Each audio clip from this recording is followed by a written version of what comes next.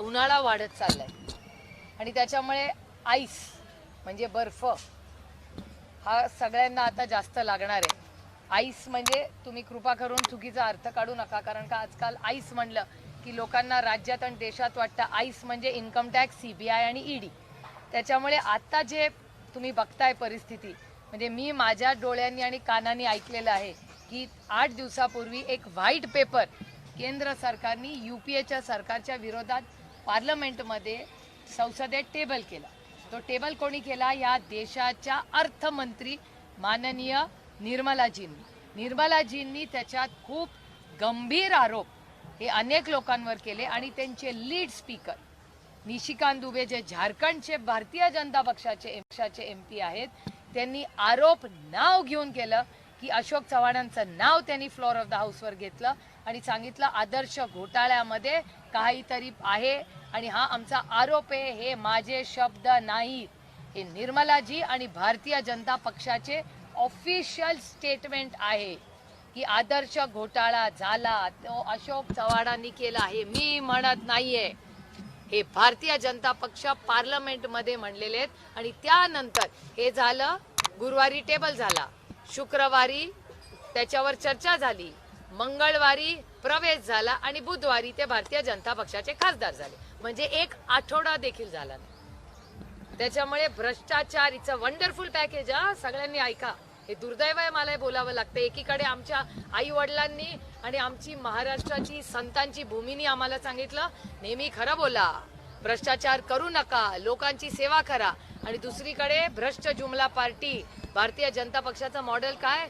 दिल खोल के भ्रष्टाचार करा, आम्ही तुम्हाला आमच्या पक्षात आरोप प्रत्यारोप थोडेसे करू, त्याच्यानंतर आमच्या पक्षात तुमचा प्रवेश घेऊ आणि तुमचा मान सन्मान करून तुम्हाला आम्ही राज्यसभा, लोकसभा, विधानसभा आणि मंत्री करू। हे भारतीय जनता पक्षाचं भ्रष्ट जुमला पार्टी असं मॉडेल झालेले दुर्दैव आहे की तुम्ही नवीन पिढीला काय शिकवणार?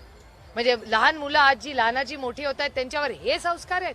एकीकडे आम्ही मर्यादा पुरुषोत्तम रामाचं नाव घेऊन आमच्या मुलांवर आणि पुढच्या पिढीवर संस्कार करतो आणि दुसरीकडे जो ज्याच्यावर भ्रष्टाचाराचे आरोप करतात तो दुसऱ्या दिवशी मंत्री होतो। हीच भारतीय जनता पक्षाची नीती आहे।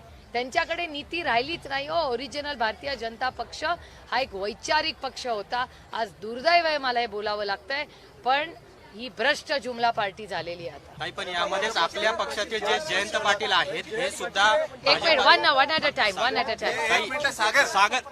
A time boss. ताई यामध्ये असं भाजपमध्ये अहो बऱ्याच लोकांची चर्चा आहे, म्हणजे माझ्याबद्दल चर्चा असते, रोहित बद्दल चर्चा असते, आव्हाडांबद्दल असते, देशमुख साहेबांबद्दल असते, जयंत पाटलांचं, सगळ्यांबद्दल चर्चा रोज असते। म्हणजे तुम्ही विचार केला पाहिजे की जेव्हा 200 आमदार, 300 खासदार, एवढी मोठी ताकद असली तरी त्यांना आमच्याकडचे लोक लागतायत, हवेत, विचारता आमच्यामध्ये काहीतरी गंमत आहे ना, काहीतरी टॅलेंट आहे ना, त्याच्याशिवाय एवढी मोठी ताकद असताना त्यांना आमच्याकडचे जे काही आम्ही छोटे राहिलेलो आहोत पक्ष त्याचीच हवेसे वाटतायत ना, म्हणजे काहीतरी दम आहे ना उसमें। पिटिशन आहे तुमची नाव आणि चिन्हासाठी आज हिअरिंग आहे, काय एकूण तुमचं असेसमेंट आहे किंवा आम्हाला अपेक्षा आहे की आम्हाला न्याय, तयारी कसली, अजून पहिली ऑर्डर तर येऊ दे, 1:30 म्हणजे लंचच्या आधी आली तर 1:30च्या आधी, नाही तर लंच नंतर 3, 3:30ला ऑर्डर येईल आणि त्याच्यावर ऑर्डर आल्यावर मी तुमच्याशी सविस्तर बोलेन।